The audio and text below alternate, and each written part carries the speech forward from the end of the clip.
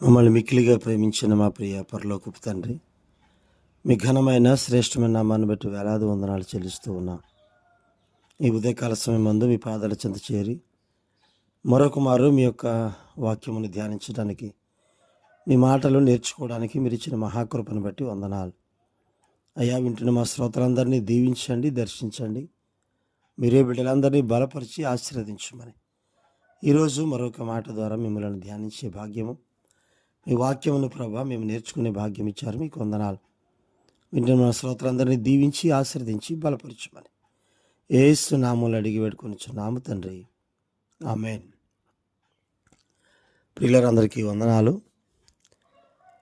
క్రీస్తు పుట్టుకకు సంబంధించి ఒక 4 పాటలు అంటే గీతాలు లూకాసు వార్త 1, 2 అధ్యాయాల్లో మనం చూస్తామండి. 1వ అధ్యాయంలో 2 పాటలు, అలాగే 2వ అధ్యాయంలో 2 పాటలు పాడినట్టుగా మనం చూస్తాం.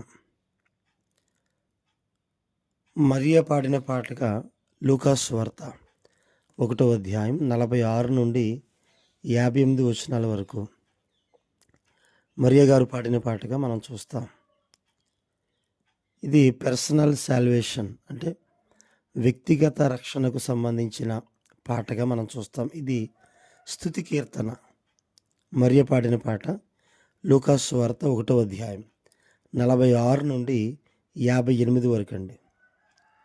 సామాన్య గ్రామస్తురాలైనటువంటి మరియను మెస్సియా అనగా క్రీస్తు దేవుని కుమారుని తల్లిగా దేవుడి ఎంపిక చేసుకున్నందుకు ఆమె దేవుణ్ణి స్తుతించడం మొదలుపెట్టింది.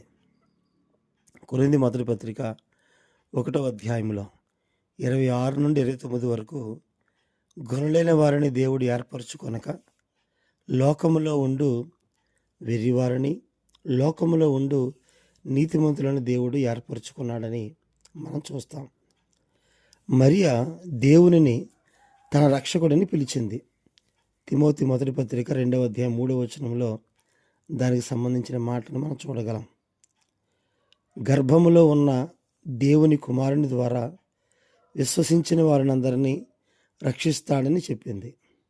ఈ స్తుతి కీర్తనలో యోధా జనాంగానికి దేవుడు సహాయం చేసినందుకు ఆయన్ని స్తుతించింది. 1వ అధ్యాయంలోనే 54, 55 వచనాలండి. ముఖ్యంగా అబ్రహాముకు అతని సంతానానికి దేవుడిచ్చిన వాగ్దానముగా యేసు ద్వారా నెరవేరినందుకు ఆయన్ని స్తుతిస్తూ ఉంది. అబ్రహాము సంతానంగా అతని సంతానానికి యేసు ప్రభు ద్వారా ఆ వాగ్దానం నెరవేర్చినందుకు ఆదికాండం 17వ అధ్యాయం 7వ వచనం, 22వ అధ్యాయం 17వ వచనం, 12వ అధ్యాయం 1 నుండి 3 వచనాలు, 22వ అధ్యాయం 15 నుంచి 18 వచనాలు ఆదికాండంలో మనం చూడగలం. ఆయన గర్విష్ఠులను ఎదిరించి దీనులకు కృప అనుగ్రహిస్తాడని సామెతలు 3:34లో, యాకోబు పత్రిక 4:6లో మనం చూడగలం.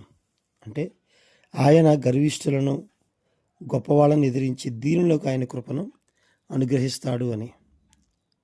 తర్వాత దేవుడు తన కుమారుని ద్వారా రక్షణ అందజేస్తాడని యోహాను సువార్త 3వ అధ్యాయం 16వ వచనంలో చెప్పబడినట్టుగా ఈ స్తుతి కీర్తనలో మనం చూడగలం. ఇది వ్యక్తిగత రక్షణకు సంబంధించిన కీర్తన, పర్సనల్ సాల్వేషన్ దానికి సంబంధించిన స్తుతి కీర్తన మరియ పాడినటువంటి పాట. అందరికీ వందనాలండి. దేవుడి వాక్యమును దీవించును గాక. ఆమేన్.